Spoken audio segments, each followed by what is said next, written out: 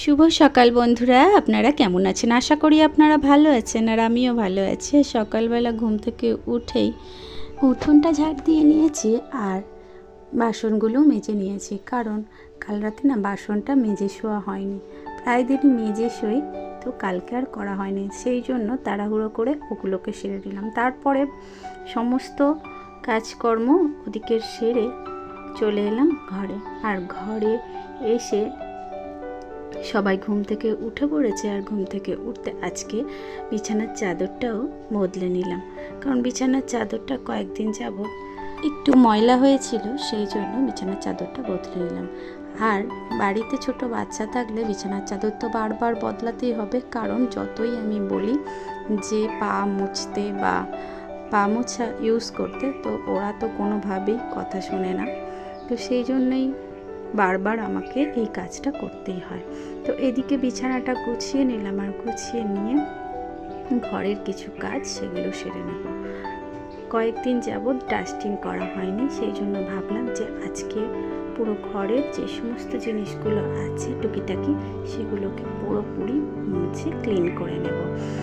আর সত্যি কথা বলতে কি, ঘর পরিষ্কার রাখলে মনটাও ভালো থাকে আর মনে হয় যে একটা পজিটিভিটি কাজ করছে। সেই জন্য আমি সব সময় চেষ্টা করি ঘর বাড়ি সমস্ত কিছু পরিষ্কার পরিচ্ছন্ন রাখতে। সত্যি কথা বলতে কি, ঘর বাড়ি পরিষ্কার রাখলে মনের মধ্যে একটা আলাদাই আনন্দ আসে। তারপরে এদিকে হাজব্যান্ডকে চা করে দিলাম, আর আমিও একটু চা খেয়ে নিলাম। চা খেয়ে ফুল দমে এবারে কাজে লাগতে হবে, কারণ সকালবেলা এই আদা দিয়ে চা খেলে মনটা বেশ ভরে ওঠে। তো এদিকে ওই যে বললাম যে কয়েকদিন যাবৎ ডাস্টিং করা হয়নি, সেই জন্য আজকে ডাস্টিংটাও করিয়ে নিলাম। আজ কয়েকটা কমেন্টের রিপ্লাই দিয়ে নেব। হাউসওয়াইফ রিঙ্কু আমাকে কমেন্ট করেছেন, পুরো ভিডিওটা দেখে নিলাম। থ্যাংক ইউ সো মাচ আমার পুরো ভিডিওটা দেখার জন্য দিদিভাই। দাস ফ্যামিলি বলেছেন যে মেলাতে তো ভালোই লোক হয়েছে। হ্যাঁ দিদিভাই, মেলাতে ভালোই লোক হয়েছে, কারণ প্রথমে আমরাও ভেবেছিলাম যে বৃষ্টি হয়েছে যেহেতু, সেই জন্য হয়তো মেলাতে খুব বেশি ভিড় হবে না, আর তবুও গিয়ে দেখলাম যে মেলাতে বেশ ভিড় হয়েছিল। তবে আমরা সন্ধ্যের অনেকটাই আগে এসেছি, আর সন্ধ্যেবেলা প্রায় অনেকটা বেশি ভিড় হয়েছিল। তো আমাকে কমেন্ট করার জন্য অনেক অনেক ধন্যবাদ আপনাকে। মনিস বেঙ্গলি হোম বলেছেন আমার গাছগুলো বেশ সুন্দর। তো থ্যাংক ইউ সো মাচ আপনার এই আমার গাছগুলো ভালো লাগার জন্য।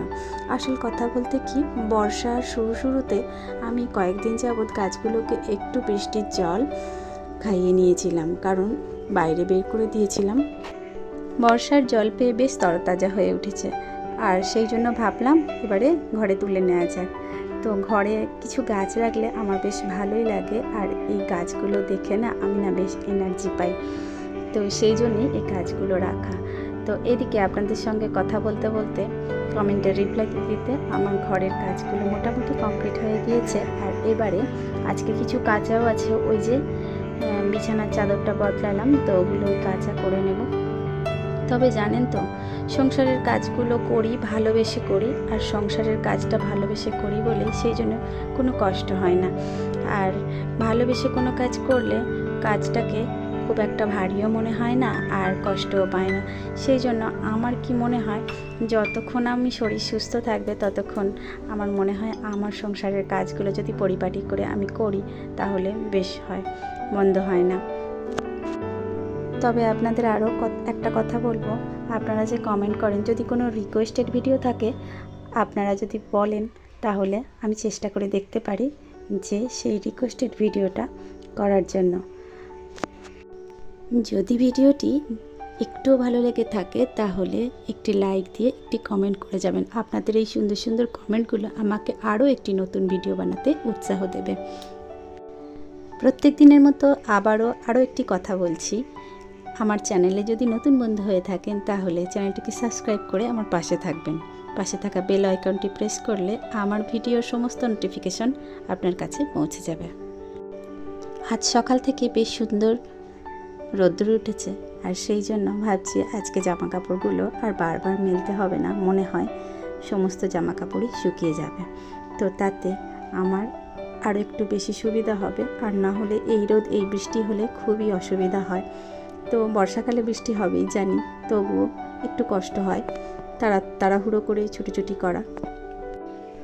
আমার পছন্দের ঋতু হচ্ছে বসন্তকাল। আচ্ছা, আপনারা কমেন্ট করে জানাবেন যে আপনাদের পছন্দের ঋতু কোনটি। আসলে বসন্তকালে একটু সমস্যা হয়, নানা রকম শারীরিক সমস্যা হয়, তবে আমার কিন্তু বসন্তকালে বেশ ভালো লাগে। শীতকালটা মোটামুটি লাগে, শীতকালে সিজন ওয়াইজ অনেক ফুল সবজি পাওয়া যায়, তবে আমার বেশ বসন্তকালটাই ভালো লাগে। শীতকালে আমার একটু কষ্টই হয়। এদিকে ঠাকুরকে সেবাটা দিয়ে নিচ্ছি, আর ঠাকুরকে সেবাটা দিয়ে চলে যাব রান্নাঘরে।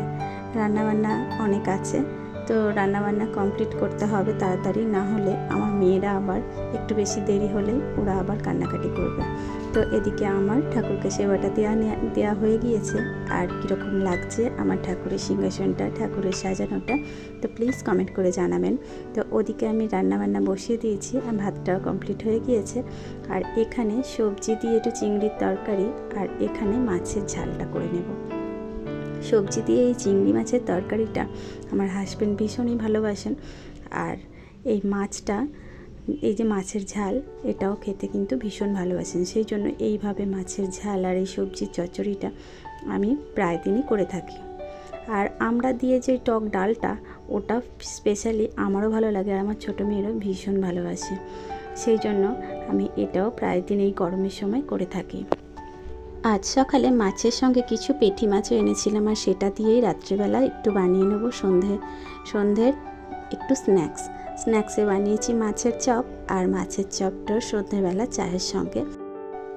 তবে এই মুখরোচক জিনিসটা পেয়ে হাজব্যান্ড আর আমার দুই মেয়ে ভীষণই খুশি, তো সেই জন্য আর আমিও খেয়ে দেখলাম বেশ মজাদার হয়েছে রান্নাটা।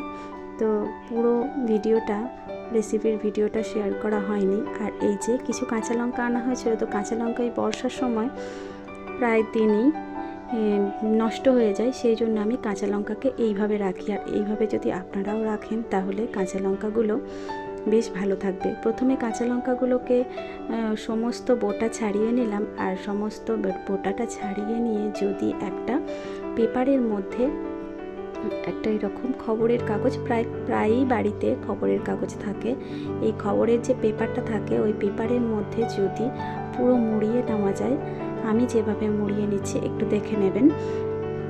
পেপারের মধ্যে মুড়িয়ে নিচ্ছি, এই পেপারের মধ্যে যদি এইভাবে মুড়িয়ে নেওয়া যায়, তাহলে মুড়িয়ে যদি স্টোর করে রাখা যায় তাহলে বেশ কয়েকদিন থাকবে। তবে ফ্রিজেও রাখলে থাকে, তবে খুব একটা ভালো থাকে না।